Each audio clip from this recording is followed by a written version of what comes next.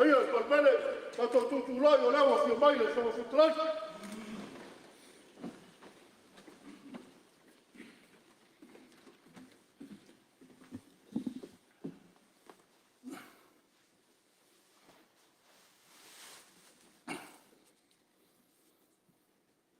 Tātou talo.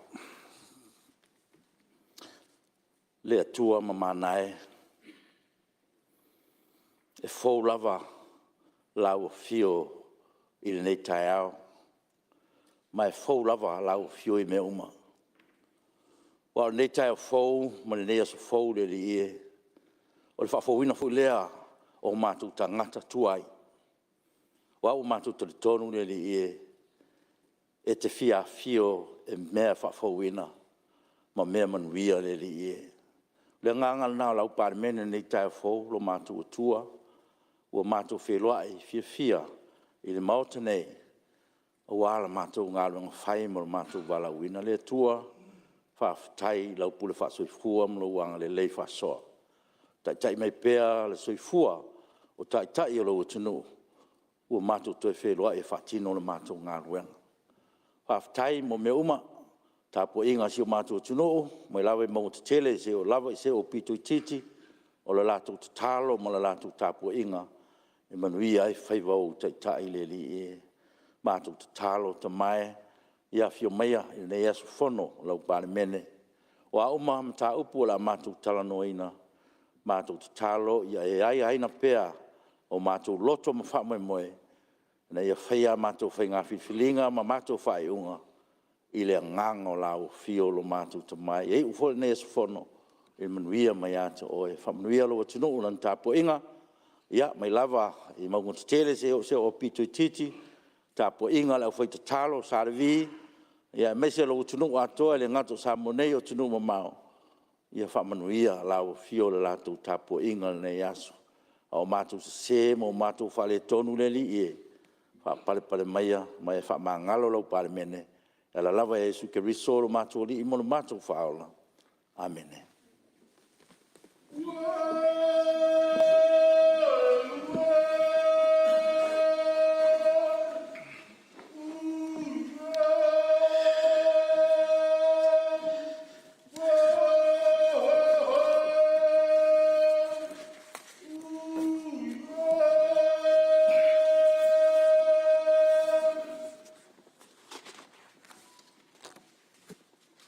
O te whasisila atu, ua toi amteri ne tau manga al fono ao whaitu la fono. Ia foi pea, ia vi inga man whamanu le tua nei tai au, lo na lofa, mo lo na ngale lei. Whai ei o na mleifua mai le langi mama, man manuia al pa ia o Palemene. E fio lau fionga te tai o malo, lau fionga i te mai tai Palemia, fio lau fionga al sui Palemia, a fio pa ia i minsta o kapineta. Whapea foi fionga i minsta lango lango. Fio lau fionga le sui te tai le tua ngai mal mamalu o sui fono o Palemene. O te ofo lofa ma whaatalo whātu le nei tai au i le soi fua manuia ma lo o tau langi e mama. Whaatalo whātu foi whaarulunga o mtanga luenga, whaalapatonga tu maoti o le tātou malo, ua whaatasi mai mo tātou taurumanga le nei tai au, ma lo soi fua manuia. Iei foi le manatu lo manuia so tātou tunu i ona tawhai fia.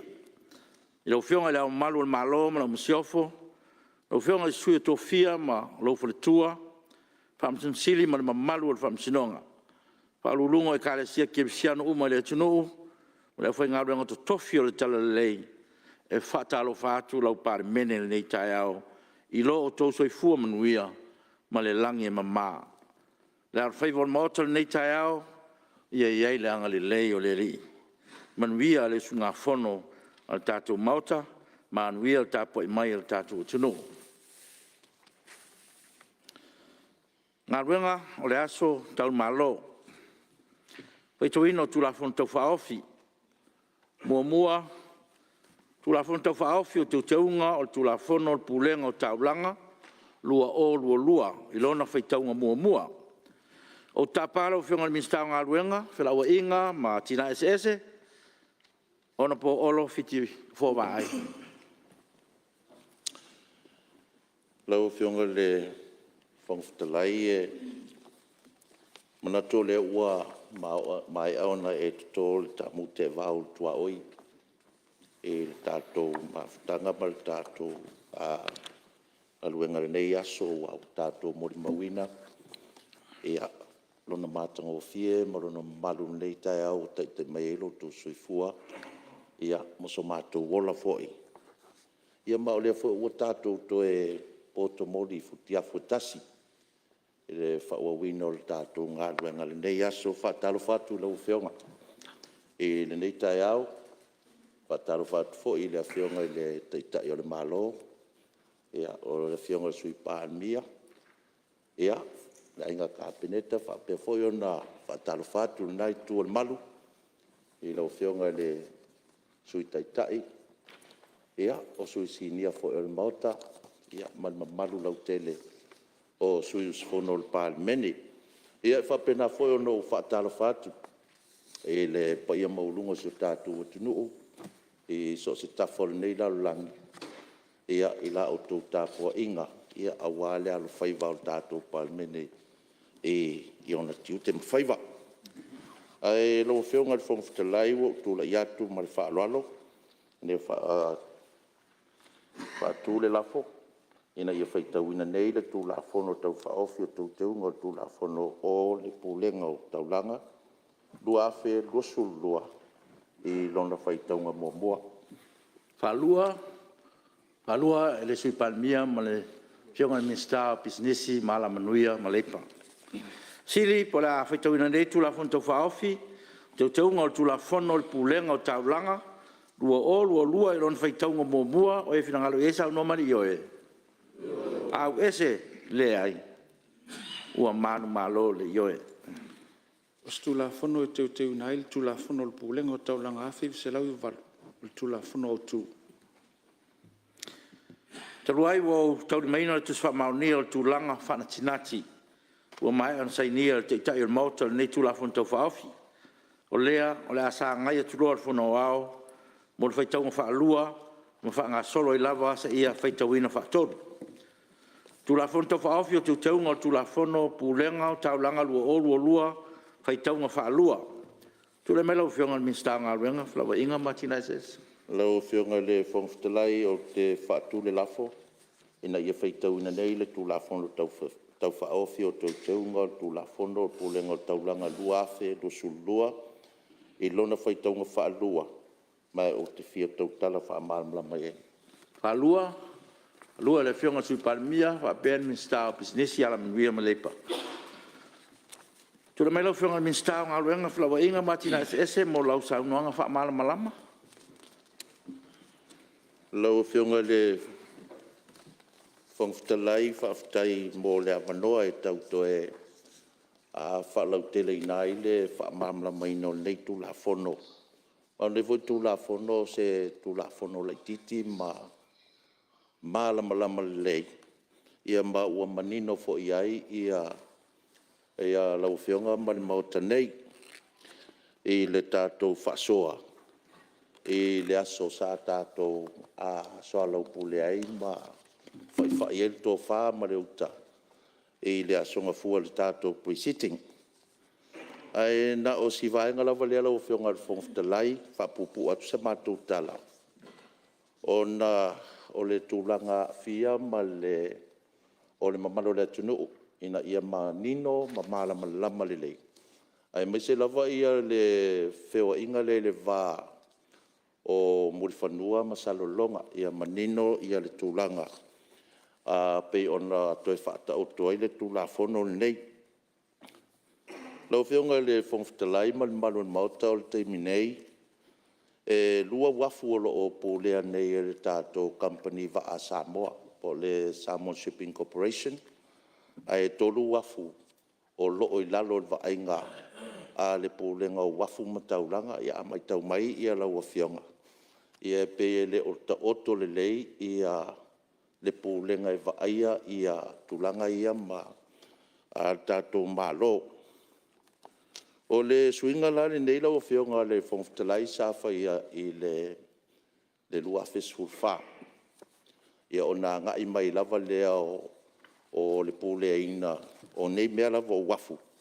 Ia ma ua iei le tautonunga le tātou whainga malo. E ao matatau o nā toe whaafoi lava. Ia tūlanga i lalo matawhai oi. E tusai matu la fono, tusai matu la fono le tātou lava tunu. Ia ai maise tu la fono whaavao malo. Ina ia manino ma malama uma ia tūlanga whapena. O le sirfia i lau whionga ma le maron maota. Ia le fsuia inga lea sa whai al tausanga lua fes hulfa. Ia ona ua malo afo e ngasi o le tātou pulenga lea o wafu mataulanga. Le la sa to e whai e fsuia inga nei. Ina ia fisosoani i le itu o le tātou malo, e po le itu tino le tātou malo. Ona saiaisi whale tonu. I le nei la taimi i le tiro le tātou malo. Ia o le ua tula i mai ua manuia le ngasi. Ma o le ato e tu watu loa na ia matawhai oi. I le tau aveina o mea lava le nei o wafu. Ia, e le ngata nala ua whionga le whongfitalai. O mea nei tau wafu e lima teita ina i lalo tu la fono whaavao malo. Awhai nei o le a ngai mai ia se va ai tutonu. E mua lava fsiringia e se company va ale lato va ai ngai mai. Po ua iai nisi anga va alei. Ai mai se foi la. Po o savalia ia tu la fono whaavao malo. Tau sila nafi ia lau whionga whongaftalai ua tō mori mawina nafi le anga i mai. Sa i tato meditele la valea sa sa le wafu mta autu. Ia, whaasolo atu aila ia o tae au le simedi. O le vai aso fo ile le simedi. Ia i mafu anga na. Awa sia ki mua mai lava e company va. Po wata oto le le whainga o tu la whanua le atu uma le atu. Lea lai ai le tūlanga lea. Ma o le atili ai. Ona hanga i mai va te tele ia lau pasese i tātou watunu. Ona o leo wato e ta oto le lei ia fuafuanga tātou malo. E tawala. Ma lima taita ina. I tū la fono whaavao malo. Ia o le tūlanga la le nā waiei le tātou fuafuanga nei. O te iloa foi. Ia o lea na miasi au whaamanga i laso. Nga fua tātou presiti. Ia o te tonu lava o le iPhone visiti. Ai eine visiti. Ia o te iloa i foi ia le sui matua lava lan tō wha. Ia marona ta mai pe a wha pe to visiti. Ma te wha aloala. Pamalo, whaftai sa unua e lau whionga ni minsta. Nea fu manino ma mlama lau sa unua nga whatau tu la funto wha ofi. Ia o le foi sa tātou iei umal tātou maftanga i le asongfua. Ia le foi sa au li foi sa unua nga lau whionga tuso netu la fono. Ia ai ue manatu. Ia o le avanoa nei o tātou mauta. O ai e fitu la e fia sa unua. O whionga le whongfitalai. Ia, leo mai tawatu lau tula i mai lau whionga le. Tui te tai. Manatu le au tumua ia ni tai au fau. E o wholo whātu i lau whionga, whātalu whātu le. Lau whionga le whongfitalai. Ia wa pewhoi le whionga le. Tai tai o le malo le whionga le Palemene me kāpeneta ia. Whionga i mista langolango nai tu o le malu. Ia wa pewhoi ia. Whionga i sui malu nei tu o le maota. Ia ua whamalo whawhitai o lewa mua i sulaina ia bai o langi nei tai au. Ia ua lawa tātou vātapuia mo tātou mtai siri o langi. Whapenao na whamanuia mai i tātou ngā luenga nei aso. Ia, pai a fwoi la tunu manatu la le toi a whea sa mātou ngana. Le o ta o se ala o. Ia le hoi mata watu tātou pepa o ngā luenga. Ia whoni ngā maina paule o tātou ngā luenga. Laso nei nā le. Tū la whono tau wha ofi le whionga le mista ia olo. Ia. Le a mata tū nai tā upu ia e. Hia mo ai se whaminonga mai lau fionga e.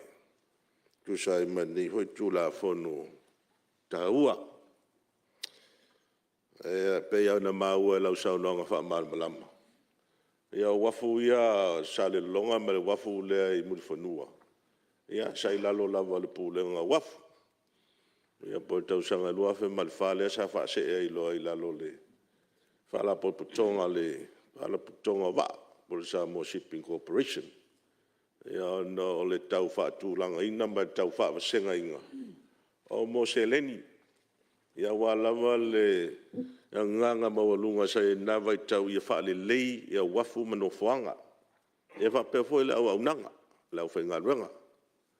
Ia le la wa alu, ia le foi la wa toe. Pea na sau no o ta oto se tūlanga le lei. Ia le foi la wa toe, ia ifsu ia inga pea na tūlai. Mai ia o anga ia masani. E fitu na ia I le taimi. Wala alme tan whiangai. Me sili ona le lei. Ia me se lava ia au nanga whapene mo le tautua ina le mamalo le tunu. Mo lia toe le whaftai. O I le vaenga. Ia pea na sau noa lo fionga. O na e se tu inga wafu whaavao malo. Ia ma wafu la ia I tonu ai o le tunu. O mo international ports, ia mo domestic ports. O wafu la ia le wafu imtautu. Ia pea na sau noa. Ia e tele lava ia pea le wafu whaavao malo le atatou. Ia tele lava ia mo meo whiangainga whaavao malo.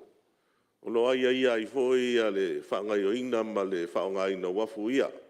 Ina ia talia le lei ma whaamalia ina. Ia la tau po company te tele po isi atunu e ei waa o lo fia malanga mai Samoa. Me sa rata tau waa la o loa. Lo a maia ia le o loa tau mafa. Me sa o loa tau mafa ma o loa faufale. Tono le atunu. Ia o le ala ua matau atu. Ia tono le nganga foi le alo o lo tauanga iai ia se manatu o la fionga. Ina ia si tia le tūlanga wafu ia I muri whanua masale longa. Se tūlanga maua lunga pe o le wafu ia pia. E se taimi o lumana ia whai o tūlanga lea. E vea ma wafu whaavao malo. E au ngā ho I nisi tu a I ngā waa. Ia, o mele lei uma mena. Po ni wa whangota, po ni mo wa whaila ho ia e peo ai nei. Ia o meo mana mo waitupe la tunu. Soani tatou te mao ainga. Ia pe a meise nei vai teimi o panga tia le tūlanga te mao ainga lo iai. A meise lava me tau se leni. Lea la e mafu ai se tiro atu I le vaenga lea. E mo ni toi la le whaftai pa whao tūlanga lea. O loa nga I ai se mafaufaunga. Ale mtanga renga matpulenga. Ao fisuia inga fo I whapea. E masani on tula I mai ai ia le vaea e se ino tangtwhenga renga.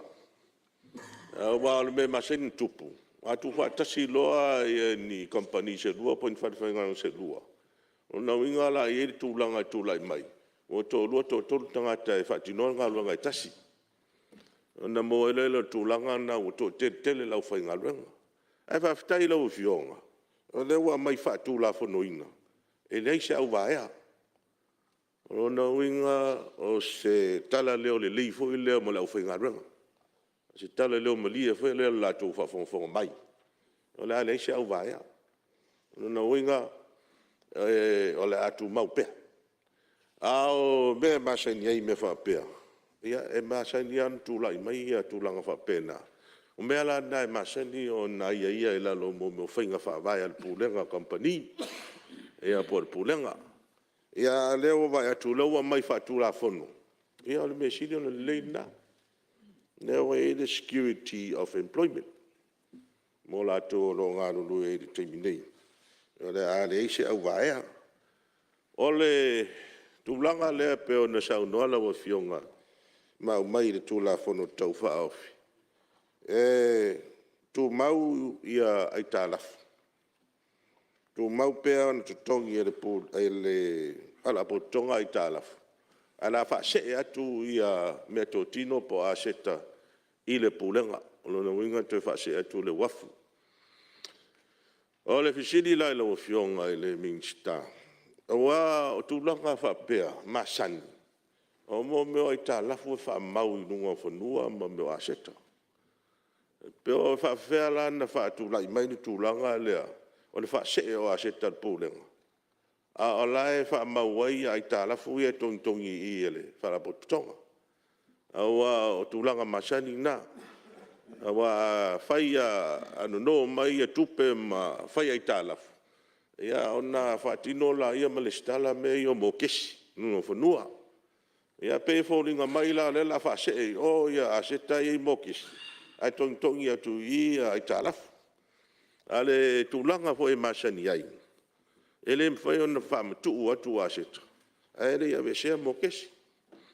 le la ma fu e fisili na foi vai ese family nonga la fionga ele tulanga le tong ia ita la fu i pu fala tong ai fa se aset ai o a le mau ai lunga ia mo kesi o ita la fu nei ole taupun mude fia pa ia le tautalanga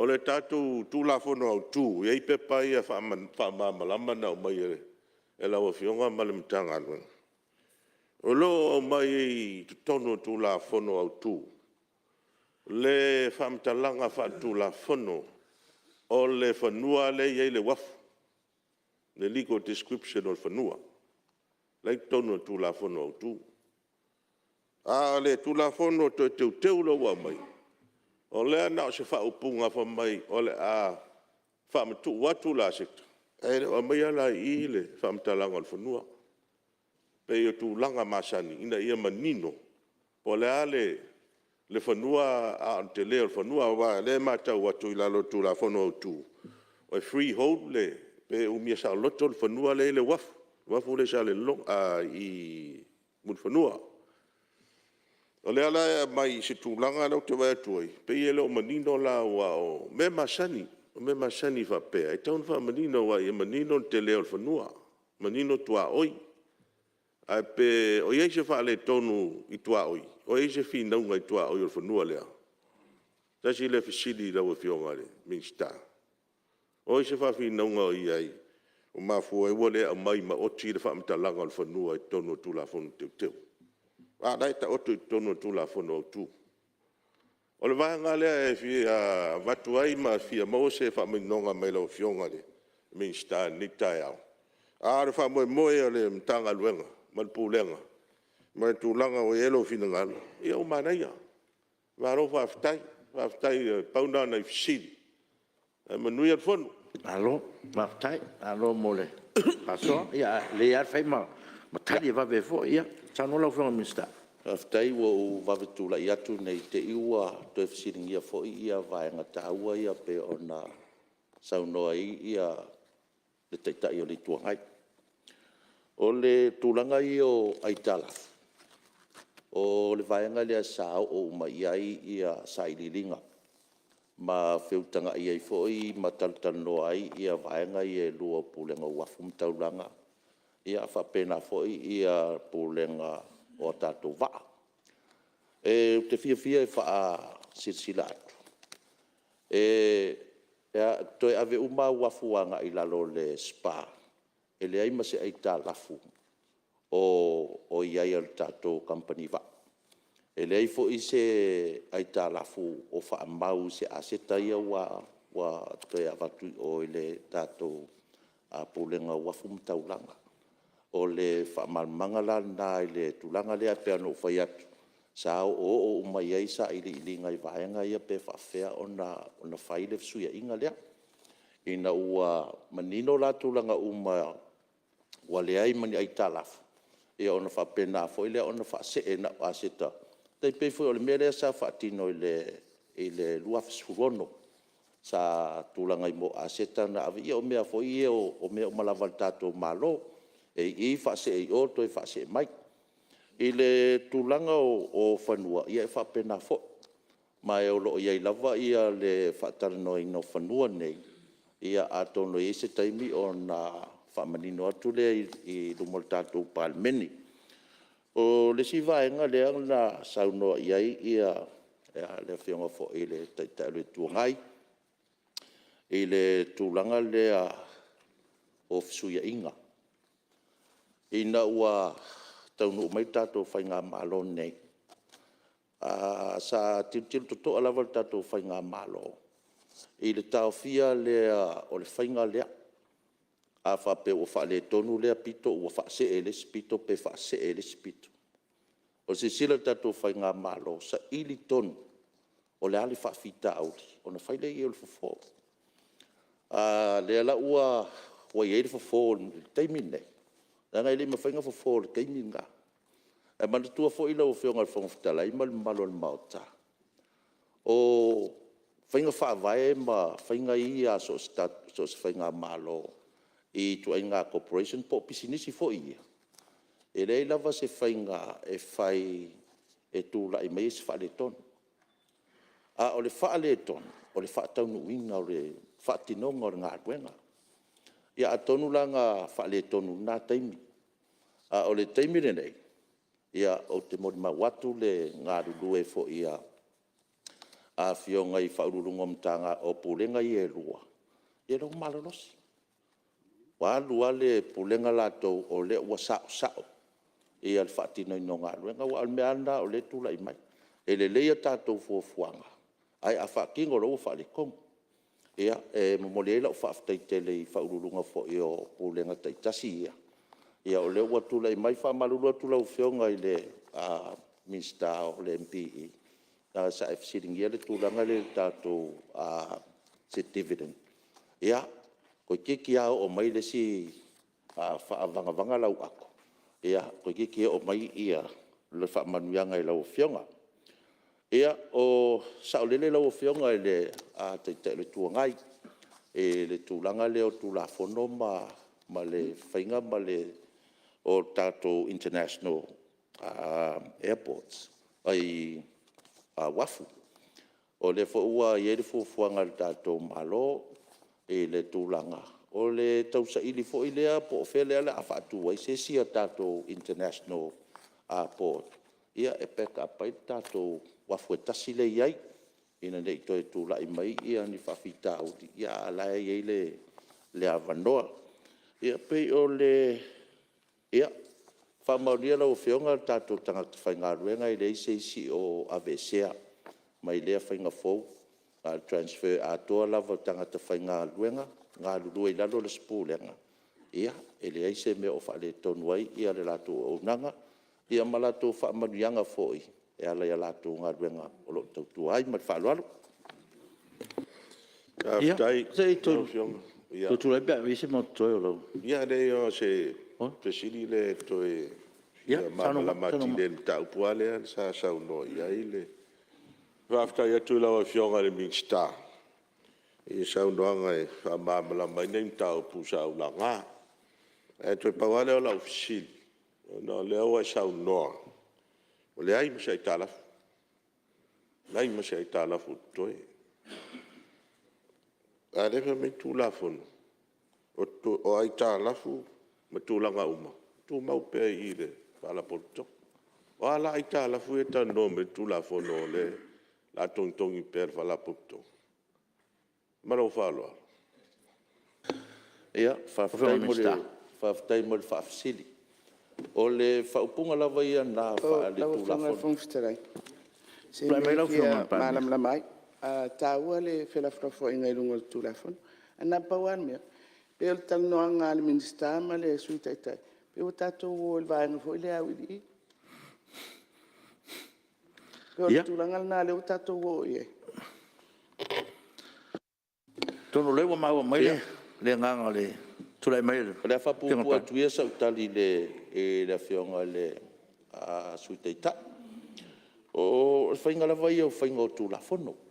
E te tau lava o ne eini whaupunga fo i e. Ina ne i ai se me whapena.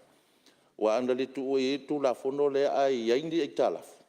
Ia ele me whai fo i o na vea me ia ma tūlanga whapena. O le whionga fo sui taitai o le Sunga le rilo ia mamala male le whaingo me whape. Ia lea whaina.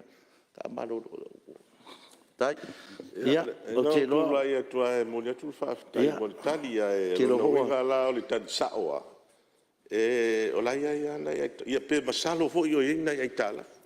Ai le va pe un motuale ai ia tala. Ia na ta ua tu la fo. Ai whaftai. Ia, o lewa. O sauno ngal minsta, sauno ngal whai una. O te sosone fo le, me le whafsiri ei le suitai.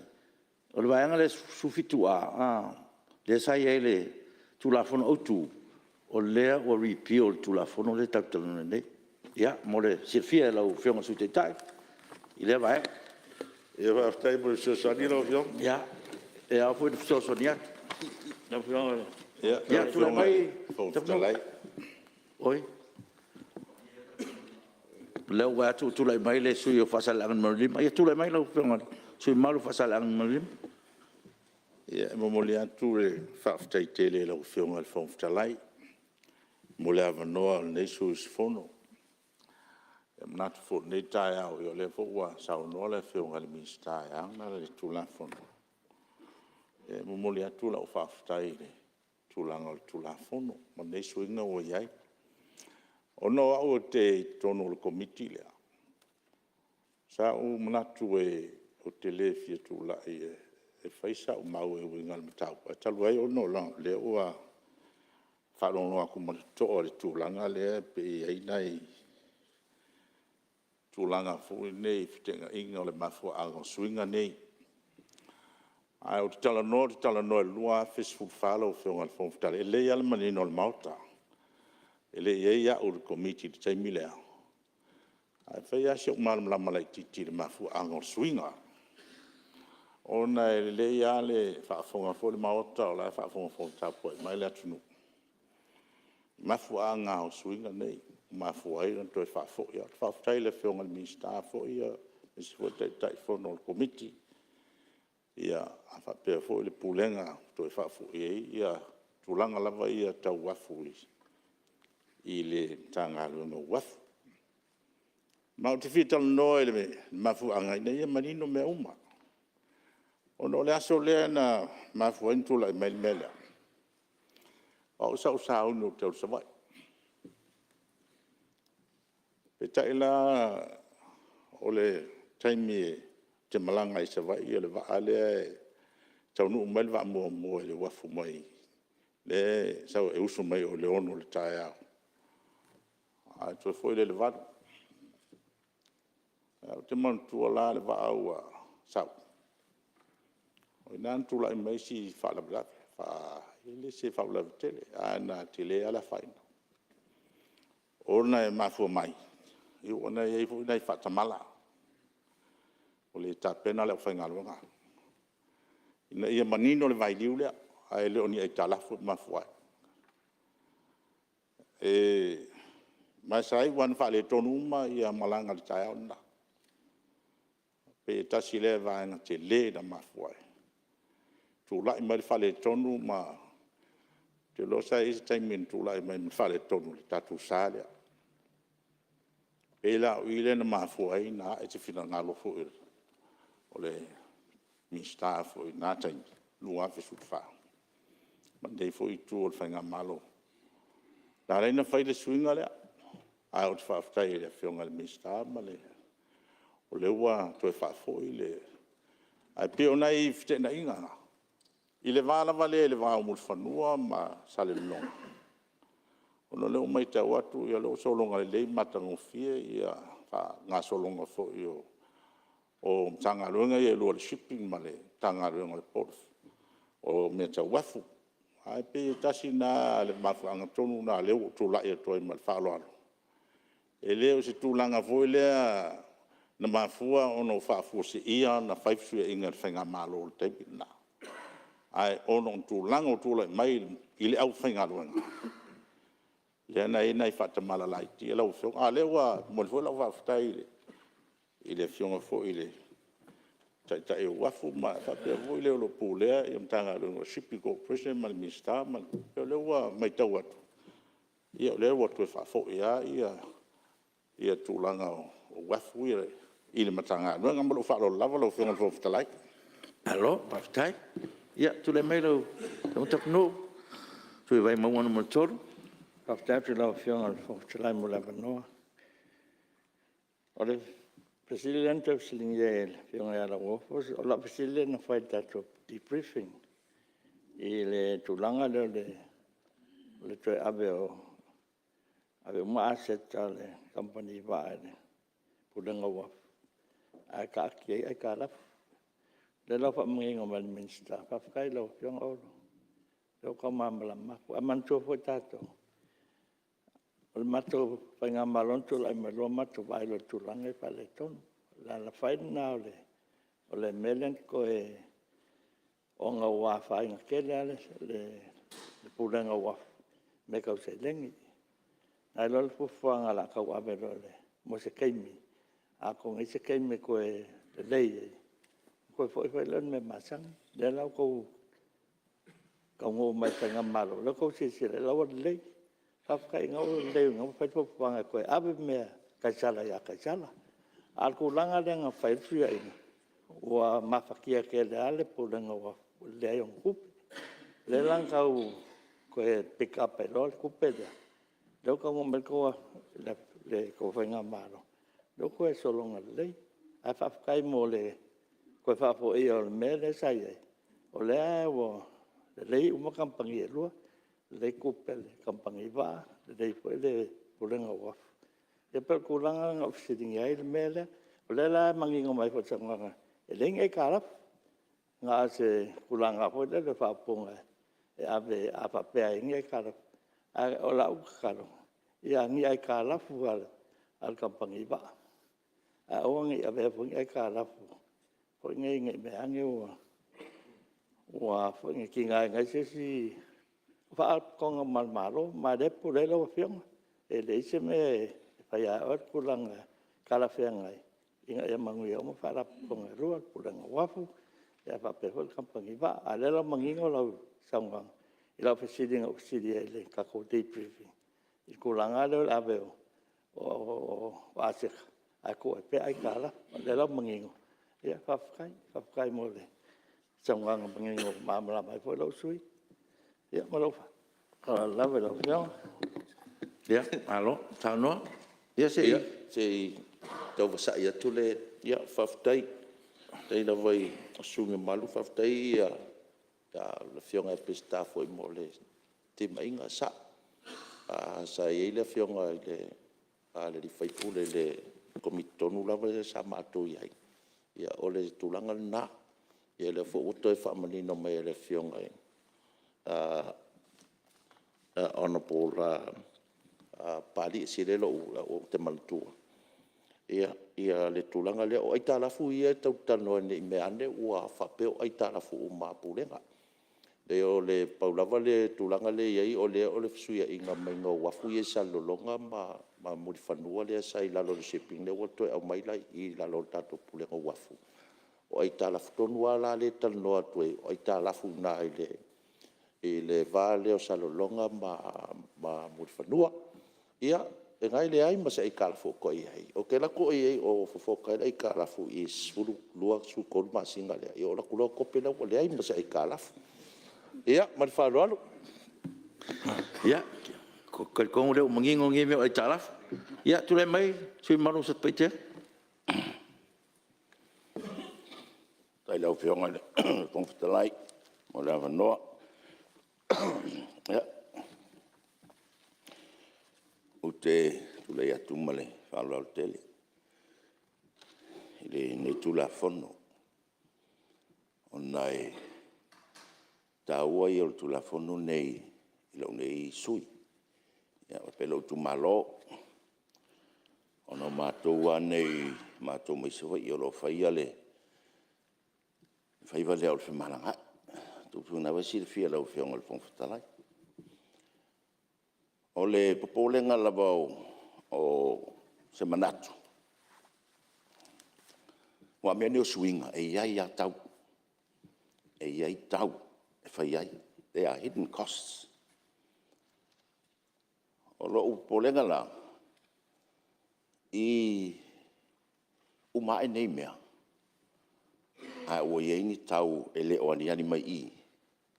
Ia pele i loa fo i taimi nei. E ono amo la e i la tau whemalanga. Ua po ala wa suinga, at the end of the day, the consumer bears the costs. Ola u of sirila i le whionga mista. O iei, ngana ino fo mai fo isi o so i na ele o iei sipi. O iei se guarantee le malo. O le suinga nei la fai. E le eise a whaina o pasese. Whiwha i wā mutwhanua, masale longa. Na one eise tau ko le i o te taimi wapea ia langa leo, o le maua tupe lea laua taun si ilu. O le whafsili na. O iei ni tūlanga whapena. Whaptai se usu ea pesta, le ua whaamalma matu ia le tūlanga le sa o langa i le asol prisiti. Langa whaalua no ula vea il melea. Langa o te whea tulaso na e pe whaatala ula le minstale. Pe le ise mea o ai ani mea nao te manatu au ia. E le wheni o manatu. Ni o manatu na oa. E alanga whai o o mea la sa tu tupu mau titilo iai. Le na fia le va, le e sao pesta. Na fia le va. Ai sea, ua sau le va amana e pipi i le wafu. Ai se i oso se tama o le sipigi lalo. E no noa mai. O na wale inisi o le port. O ngai e se a fuafuanga le port safari. E se fuafuanga le shipping corporation. Na tupu wale mena, tupu fai safai. Tasi na la mafuanga. Na ofi nau e foi au. Tu uma ila lole pulenga tasi. O na le ai leo se metu le mai whapena. Ai na tupu mea na. Na tupu. O tūlanga fo ia whapea e ono te leo e te alafu le ports malato na lainga tu ila lord shipping. Ia e esi tūlanga whapena sa iai. Sa le maua tupe e le uranga wafu. Sa tau na maua. E maua maingi ala ku dividends. O le whai unga na mena o run down ia tato wafu ia sa longa mamut whanua. Pei ia na la ngā fo ileo se leo. Pei ele amana ia, tanga te whiwa i le wāo sa waima, o poru. Ai se sui, i nāso, i whale lea tā ua, se tulou. Ia na i loa lea, na sulanga nao iai. A le shipping, sa tele la tau tupi. Sa e la tau tupi. Ma fo i mena pala sa la tau, ia whemalanga i tanga. Lea la na tu unai. Ui for shipping e whai nā teimi. Se tasi nao o mafuanga, o mea e whapeo na whai, tu nai e malo. Se i toe pick up le ia le pulenga wafu la tu pe mau ia na ile stura le la to wafu mai ia le ua to fa nu tu langa na ole tu langa fifi ai paula ba io me o te pole ai na sui foi fa nga malo ia fainga ina ia le sa nole nga o i se ngase sai ia na mato lo fo ngase na le na fa isui il pulenga fo ila to e wa ia komit faton ia ona fua mai ale wa o to le lei ia la wo o mai taimine ia na e ftau ia le o mai fionga le mista ia la wo le la o sa o to ko e suito la fo faftai si le wa nga ia nga luenga sa ma to tam fai ai mo le tsu fa fai o le ai ua sila le nga malo o se fainga le o le a fa le le ati dei pau lava na o lau te talo i nei te i ua iai ni tau e amo e lau whaingam e lau whemalangai mai sa vai mau poru ia haptalo whionga ole tūlanga voi le sau no aile whionga e aura peo au la tau e atu the pre-sitting o ilea e o mai whisiri so o ia le sa whaia nā mio laso tu sa pe ia le pre-sitting ai sa wa ife mai e langa ele o se pre-sitting ele o se mealo ia na o ia lo ia le pe o fai tio mai pe atu mo ino ia o ia le ia whisiri tu po mai sa uma ia malo falalo Kalo, whaftai. Ia. Lo whionga le whongwhitalai. Mo whasau ina lo te miro whionga mista. Si tu lai pena whionga mista. Business mal, lam nuia malai. Lo whionga le tino. Ia, whaftai lava mo le awa noa. Ai, so soani atu fo ina mata upua.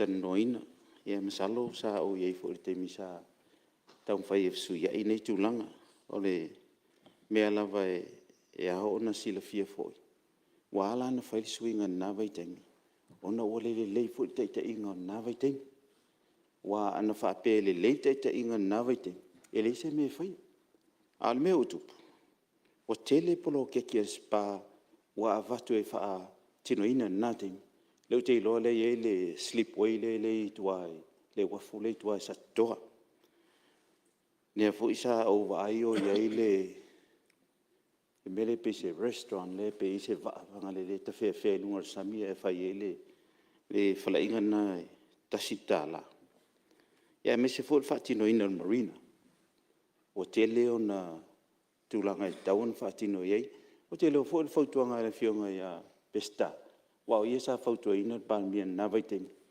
le na la yo nam fai nei mau polokeki ai si la fia le na vai teng ele se tau ona fai ona ele lava le tupe ale spana e na vai teng ia o fatino ele fa pela ua to e mai ona ole le o to e mai ona ua uma ona fai wa ngau ia le la o to e foi mai si polokeki foi la foi ngau le foi tau fai at foi tau fa sa ne vai tem ai pina na so sa ne te fa pena ni te fa pe le la sa le ya ma to a le to atu to le ai sa le nga ya o to a le o le ya ma to ma fa la va lo fiona con tala e te fa uila ve si le fio ele con tala ia va ta so amista ya si fo il tala no le mista o le tala no mal pa inga mo a fa to a fio mal mista ne lua su rono a lua su fa le tala no to la me fa fita u le ma fa ia na su inga lo fio ngal to tala ia le ma ua le lo fe la fo inga ia a tonu le o tato tu la fono le tano ina mo fonua msalong ia tu la mai la fio ngal mista fa o le fa sa La fiona le fong se lai. Mo sa no. ia mo fa sa ina lo fio ngal mista se tu la mai no e va fai te le mo la no e o te le fi fa la ve fo il fa fi na vai e le lai tu mo le tam fa at fo le tu tonga nga ana o se fa manat i la fio ngai e le min sta o sa no ne o la e fio mai la fio sa fa pit le sa fa pena na li pui tu sai foi e mpo fuanga al malo sa ia le na bite e le na fsi sa ia o la te va tu e fa ngau le au le sa fa pit ona o la sa o la me sa fa na bite ni wa sa ia na fa lo ia o manatu ia o lewa tau tu se ese de tu lang o tato Lo fiona. Ai au mele te o le ve fu la e la tuta. Lo fiona funftalai. E faftai e o la utala le fia faiato. Le foi no fa wila ve le ftalia inga al minister ma le tai o le tuangai. O le tato te le tau te lungo o le faitaunga nona rua. O tulanga whenga whawai, ma tulanga wau. Ale la vai vai atua, e tala noa, pa mai o ai talafu. O va o le mwhaina no noa. O mea foi details. A o le whenga whawai, le sao no mai ai, e foi tala noa atu. Po o whea e nofo ai, le pūlenga o wafu. Whea nofo ai. Whea me pito siri ona le lei ai.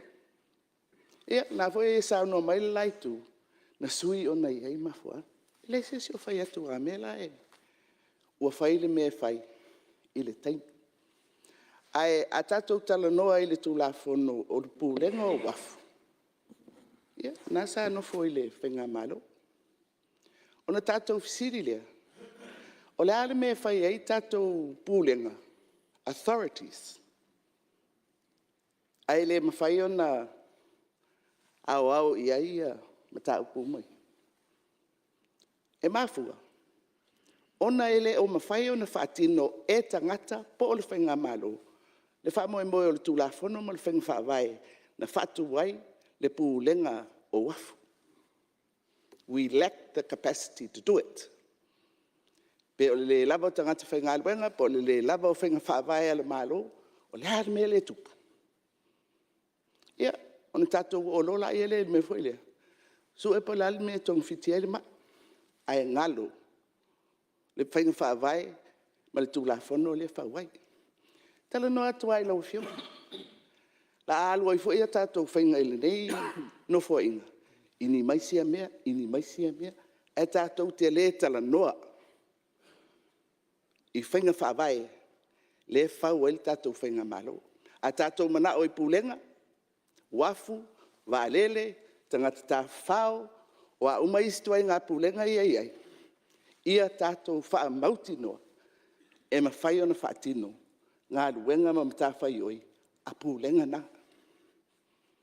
A whaapea lelelei, ona toi whisiringia le o le whainga whaavai. Awa o le mele ta umai le suinga le rua fesfulu whaale o toi sui atu nei. Sa iei ala wa inga whaapitoa mo tātou wafu iai i mulu whanua ma sa le longa. O lau tatala awa whiunga le whungwhitalai, se tau si I lunga le tātou mawhauwhaunga I tū la whono e o mai tonu le maut. Whaafitai. Ia, tono leo tō whaafonga mai fo I le whaala e au mo le. Ia mar whaalau tele le whiunga e tamatai Palemene, ia manatu lava. O tātou whaitaunga whaalua le tātou te talanoa I whainga whaavai. E leo ingi ngai mea koso ngā mai me ngai me wapeng. Le tātou talanoa I whainga whaavai. Ina ia mautū le tātou tūra whono le tātou talanoa ai. Me le tāua soaswani le tamatai Palemene. Ia mo tātou umalo fufu mai whai tātou. Tātou sao noa lava whaalau I tele I whainga whaavai. Ia ai aua lau di lia mai mea dini. Ia lau whiongan minsta se tūra mai. Whaftai atu ia whionga I sui mamalu sa sau noa I nisi foi o vaenga. Tātou tū la whono e whalele e tātou tū la whono wa le au ngāne o tātou whilawhila whoinga. Ia e foi le tūlanga foi ia pesa o tanoa tu e le whi au tāua. O le momoli atu fisuia inga ne.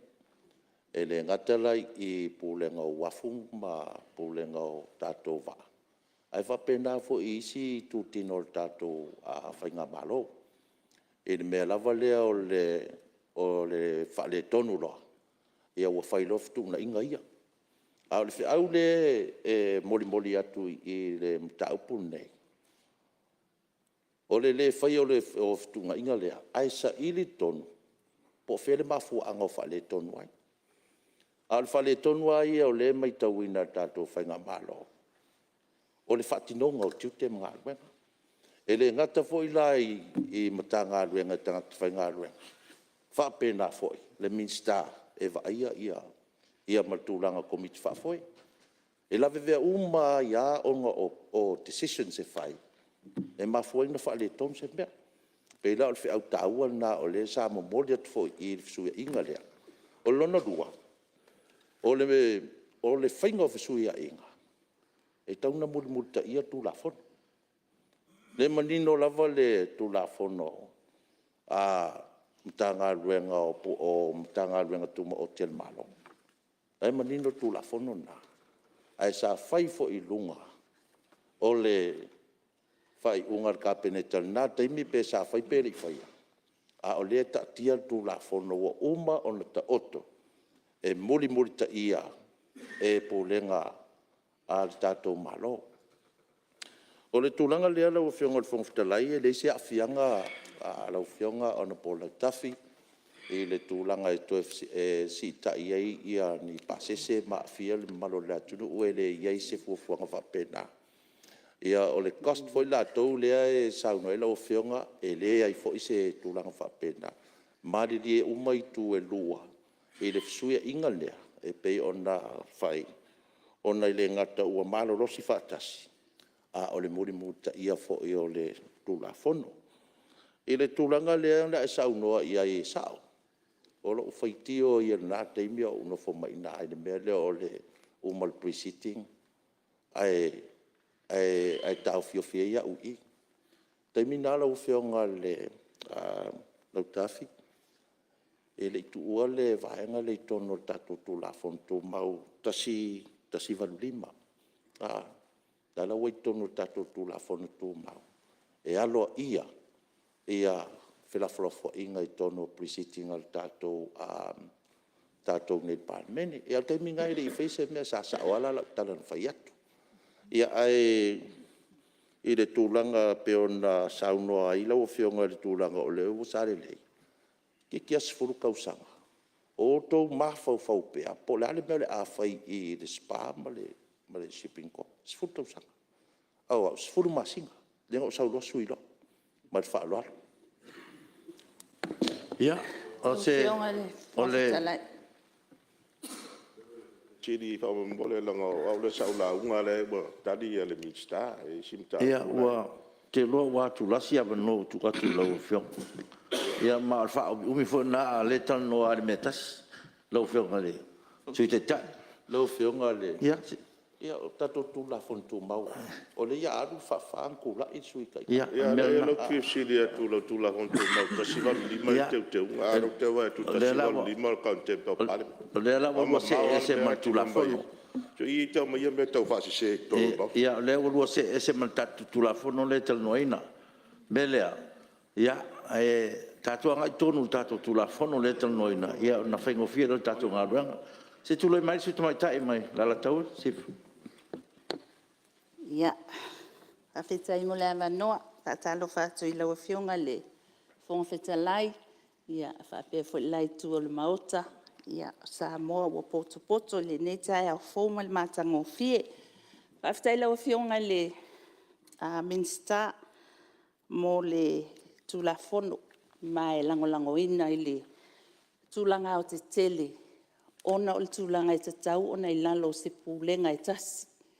Ia le vaenga o le wafu o le tūlanga le nā lea lai ona tūla ia tue se whaisina manatu.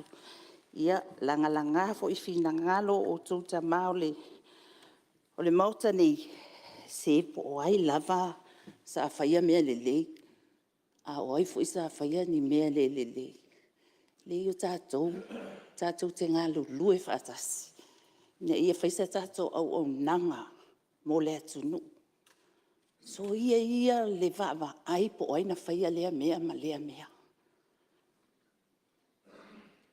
Whai mai le tusi whaitau aso ale e whakasa tae au le nei. Le manatu o tu tau fitaua. Al manatu o tu o le vai aso atoa le nei. E wheso o tai I malo. Ina ia fi le mu. Ia, nauna tō mua atu whape nao se tala le lau whionga whonga whetalai. Ai, o le tula whono e lango ina au na i leo se tualalo lau whionga le whonga whetalai. Ona mai tau I tūlanga whapea. O le interest o le vaenga le alfa la potonga. E ona waa. E iei fo I lalo la tau manatu ina ia whaale leia ia wafu. A wafo ia la tau e ona mea tō tino nei. Lea e whaonga ina wafu ia I sale lolonga ma muli whanua. Ona e leo se awa a whapea le la ai o mai le tu whatasi lea ia lai ona i tu la fono ni tu whatasi pulenga wafu. E iai fo I lava le nau ta inga o e ona ba. Ina ia le leile va inga wafu ia. A wai manu fo I la tau. Ia la tau mea tō tino e ui o mea tō tino umale malo. A ua, mai o I o ia la tau mta whai oi. E whaatino e la tau au nanga I lo tatou atunu. Ona e leo se tu alalo pe a se vaenga tu la fono whaatontonu. Ia se sao pea o le whaalapotonga leo vaa. Ina ele whaapea, ina ia whete e nai ai. Ai aso latou sao. Po o se sei tonu o le vaenga wafu. Pe ona o tau tā ua, ona lege latou interest, ia latou mea tō tino ia o vaa. Ina ia le leo na vaia. Ia, na pauna o se sao nei usunga fono. Ia, e whaupopo e tato tu la fono wa o pe mauta. Whaftaila o fionga le whawhitalai mo le amanoa. Ia, mo le whasawino. Au Taimo lau whonga whionga. Minsta. Ia, malie, ai ngal taina lewa, mo mai sa lengan mo tas tulai mai lau, whionga swima. Whaftaila o fionga le whangawhitalai mo le amanoa. Ele e sa ofisili. Talu ai ona o tele au ai le sitting le ona e tau wale matu malanga wa wapongia Samoa. Ai mumuri au whaftaila o fionga minsta. Le sifuru masina sa e sila tutoa ai. O leo wo fai swinga. O au le tai komiti o ngaruenga te tele al tatu malo. Tasi le vaenga wa levona o tu alalo iai. O nei te le se afianga le matanga ruenga por purenga o wa. Ia na tupe maua. I le whaare lei o le wafu. Ai au te wa ai... O te wa ai ma mao i tatou wa ai e whewa i le vao mutwhanua masare le longa. Ua mamori fo i whaafitai le purenga o wafu. I le maitawina i le wa ai. I le lei ato atoa le wa inga wafu. I le nā taimi. Ai wa sili ona si itia le mawalunga. Ma le matanga o fie. Ina ua tuu i lalo i le purenga o le wa. Au le tua atu. Ua te le afianga o ana tūlanga tau tupe. Whaftaila ua whianga mi stai le vave ona fufo le whawhitaudi. Awa a le fufo. Ia, ona sa o le upu e ui ana ma. O lea ua sefe mai la tupe am tanga ruenga pot purenga o wa. E iwa ala e whaala lava i sa wa ima murwhanua e o whale tonu. Ai ua ufia ina ua whai swinga lea. O le a ngai lava se leni ma tupe maua am tanga ruenga pot purenga o wa. E whaale leia wa aia. Whaftai e lau whionga. Risi tūlanga e soso ni atu i lau whionga i le Minister. Na rena umaua nei atu ao e saunua e tausa ili se si wafu e whaarua i wafu whaavao malo. To e fo i le tua lo manatu i le teimi o le whainga malo o vai atu. Whaftai lava i lo tau whae i salafai. Tasi lava le aso na tau wai sale lo longa o le wafu whaavao malo. E o mai le teimi ni, e le pipi i ase wa akaunteina i sale lo longa. Na latu mau e le pipi. Olona winga, e tasi a le aso na tau wai sale lo longa o le wafu whaavao malo. A le teimi ni, di lo toi whaalongo ai. A leo sa unoa le fionga le Minister, whaftai le lato e whaile wafu whaavao malo i sale lo longa. Whaalua i wafu whaavao malo i Samoa.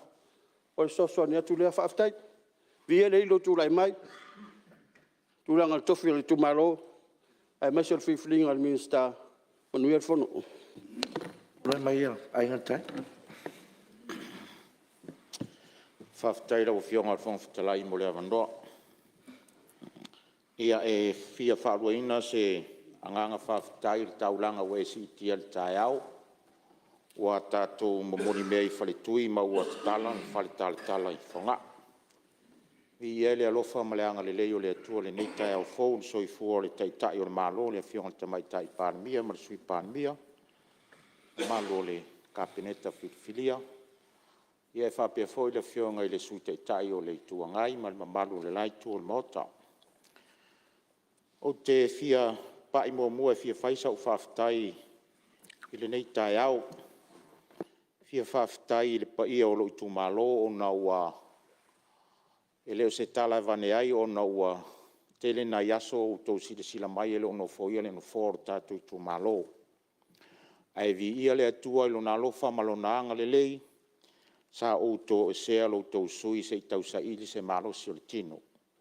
Leo o tau tangatanga i mai, leo o to e fo i mai maota se i whaina ngā ruenga malo wala awina na tau whiri ia o vi ia le tua. O mori fo i whaafitai ia i la tau sa o la tau whaientus tu singa le tutongi o au wha le a toa le malosi ia ma se vaenga le tino. Ia sanga wha manu ia le tua ia te utou. Ia o pa ia o le tatu i tu malo la ta lolo pa ia wa o sunga tutas ia Samoa. Ai se I tapu e mai se I fai se sao ia manuvau, tu sai o nei tu la fono pupu, ia e sili lona tāua. Lau fionga al fonga fitalai, o le tu la fono atoa pe ona lumamia nei, ma le lau a fono al Palemene, o moli lau whaftai lau a fionga I le minsta e o tu la fono. Tu la fono atoa, ua o whaftai e lau tilo iai, e ui lava sa iai si taimi sa tu ese ina ai, ia lea foi ua toe au mai le atoa e tasi tu lou, le ngangana. Ia o lea lava I lalo o le pūlenga lau a fionga I le minsta. Pau lava leo le ala o lo utu lai. Nana o whaolo lo maau, ia maupi ia matu. Ona o le tau whangwhangwa ia ai ngaritai. Pia ona o whai atu. O lau launga mua I le Palemene nei. O le mta upua nei ta wafu. Ele nā tia. Ono le tula fono ma le upu le wafu. Wala uno utula. Ai manino tono o le tula fono nei. Ele o ta ua le vaenga le ai pe ona o whai atu. Na o sa utu alalo ma lau tau whangwhang. A le wha mafa ia o le tula fono. Pulenga o wafu. Le ua toe a mai le vaenga lea sai lalo o le whalapu tonga waa I lalo pulenga o wafu. A utala noa loa I le upu lea wafu. Whasino I tangata soifua ma mea tō tino whela wa. Lona winga, ese le tā ua. Malanga mai lesi motu. Lea foi wo maua, e iei wafu o lea whaavao malo, e iei foi wafu o lea tā ua o domestic boats. Ia po lea lava. Ia o port of entry slap. Ana sa utua lalo lau fionga le minsta. E le nā tia sa tātou aver sa vali o le file mu mala asia lo motu lea. I le so wā o le ngā taifale. Sa lo wa lava la le tau whangu lea. Lea fo I e no noi atuai lo suia whaipule se e alo whangia lo wafu lea I manono uta. A tātou tala noa fo le wafu matangata. Tasi nei motu ese tongi la fonga tangata. Ma le nei tu malo a inga le tai. O nei maua I whela wai o tangata I le motu I tai mauta. Te leo tangata tongi la fonga. E iei leo. E le ngā tia. Iei lo ia. Fo mai. Whaiaonga. Ai o le tatalo le tu malo lau fionga. I le minsta. A watu ia maa ui lalo le whaamalu na. Wha domestic port le wafu lea. Te le tupe la iai. O le matua te le artulisi lea e a ngai le motu neo manono. Tasi le vaenga wa umafau iai. Le proketi le watu ina mai ele milion. Ina iati nae le vaenga tau tulisi le motu leo manono. O le me le lei upolu le lei se vai. Ai a toa Samoa pe a le leia manono mapoli. O le whenga inga.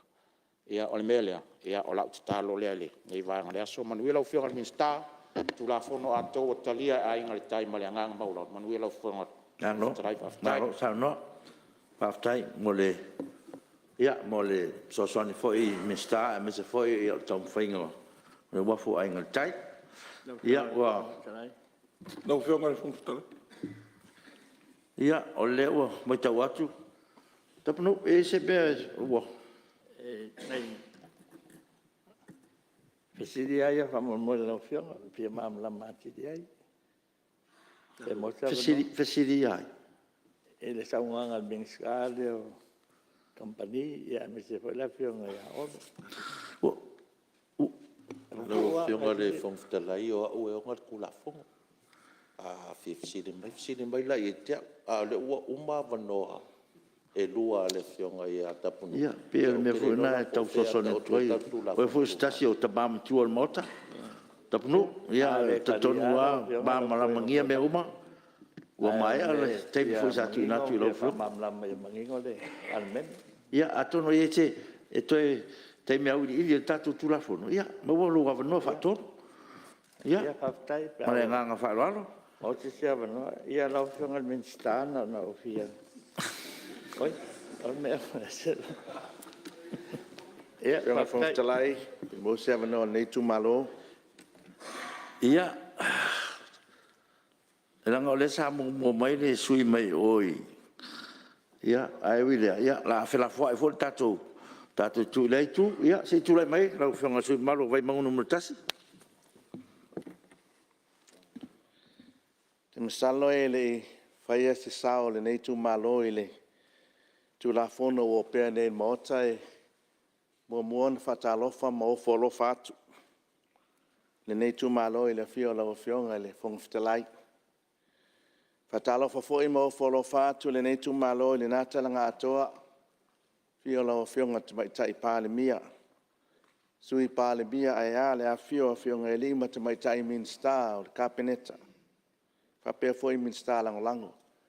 Le leu mai nei tu e whatala foi malo fatu i lau sunga le sui taitai. Mes foi le afio fionga e lima te maitai whaipule o le Palemene o Samoa.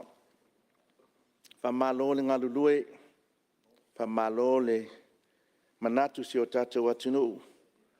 Leo wa tatou iai le nei masina lo na sfulo le nei tausanga. Ia o lo se e ale sao Samoa e. Ia te taina le nai tu i lau fionga te maitai Palemene. Ia te taina foi le maota i lau fionga le whongfitalai. Mo le ele anganga o le whawhitai le nei tu malo.